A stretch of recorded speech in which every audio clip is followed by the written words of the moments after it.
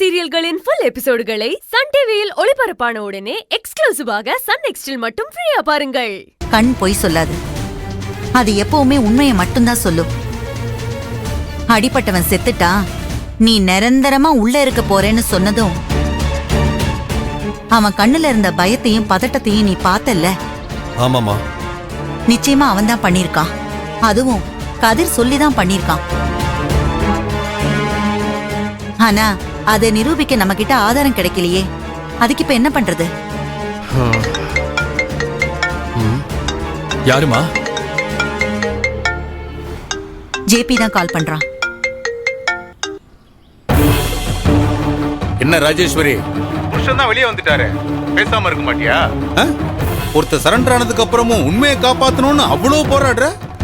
எல்லாம் உன் வேலை தானே எனக்கு தெரியும். அதுக்கு முன்னாடி எல்லாருக்கும் தெரிஞ்சு கண்டிப்பா நீ ஒரு நாளைக்கு உள்ள போக போற. என்ன உள்ள தள்ளிடுவியோ?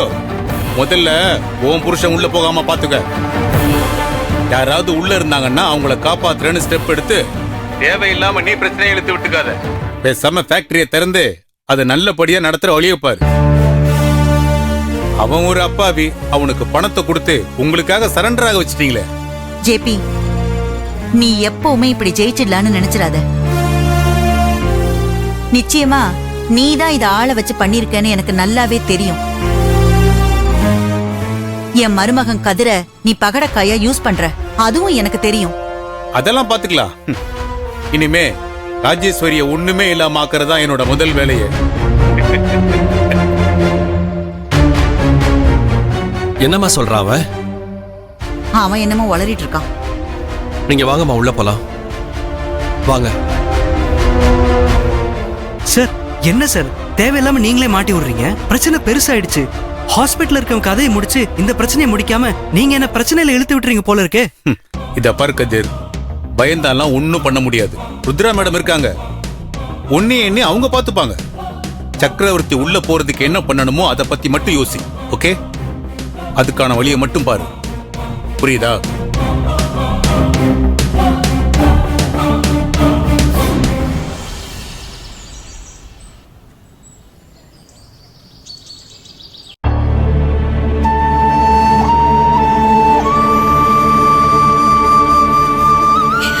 அக்கா, அழாதக்கா, வந்து ஏதாவது சாப்பிடு.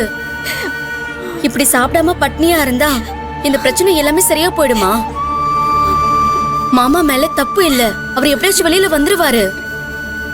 கடவுள்னு ஒருத்தர் இருக்காங்கக்கா, நீ சாப்பிடுக்கா. மா சொல்லுமா. லாவண்யா, திக்கு இல்லாதவங்களுக்கு தெய்வம் தாண்டா துணை. எப்படியும் மாப்பிள்ள வெளியில வந்துருவாருமா. வாடி, வந்து ஒரு வாய் சாப்பிடுறீ. தயவு செஞ்சு யாரும் என்ன தொந்தரவு பண்ணாதீங்க. எனக்கு சாப்பாடு வேண்டாம், எதுவும் வேண்டாம்.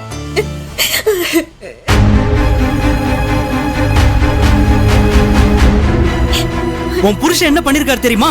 டேய், உள்ள இருக்கிறவரை என்னடா பண்ணாரு?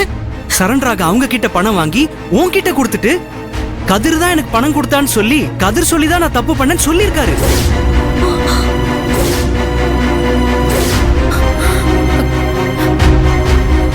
என்னடா சொல்ற?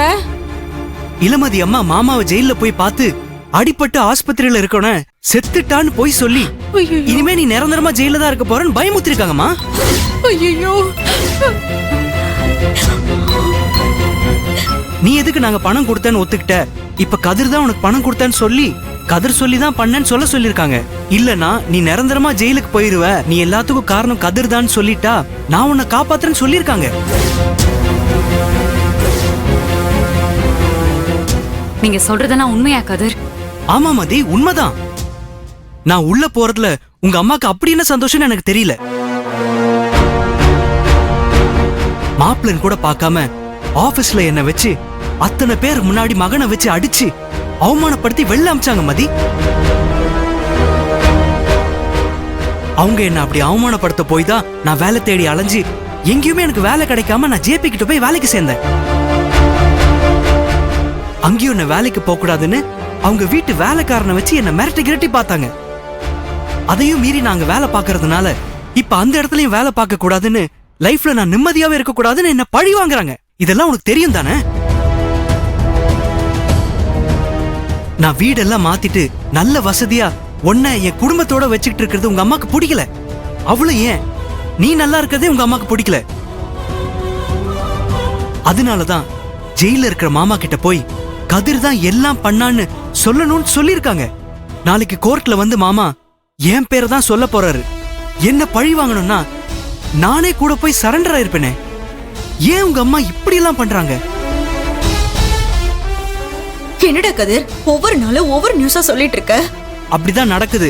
நான் ஒன்னும் நடக்காதது சொல்லலையே. இங்க பாருங்க, இப்ப நீங்க சொல்றதெல்லாம் உண்மைன்னு நம்பிதான் நான் எங்க அம்மா கிட்ட போய் பேச போறேன். நீ போய் கேட்டாதான் ஏதாவது ஒரு நல்ல முடிவு கிடைக்கும்.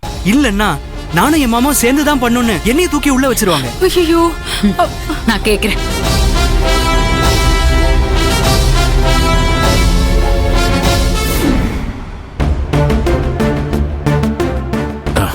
ராஜி, விடுமா, பாத்துக்கலாம். அந்த கதிர் பத்தி எதுவும் நினைச்சுக்கிட்டு இருக்காத. நீ வந்து சாப்பிடு, வா. எனக்கு பசி இல்லைங்க, நீங்க சாப்பிடுங்க. பாண்டி, அம்மா. அப்பாக்கு சாப்பாடு வை. சரிம்மா. அப்பா தான் சொல்றாருலம்மா, பாத்துக்கலாமா. கதிரை நினைச்சு மனசை போட்டு கஷ்டப்படுத்திக்காதீங்க. வந்து உட்காருங்க.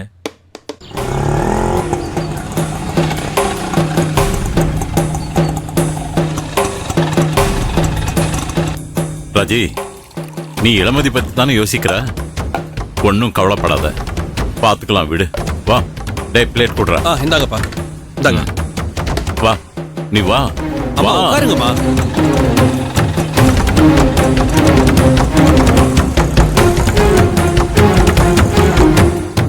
நீங்க 2 பேரும் நல்லா சாப்பிடுங்க.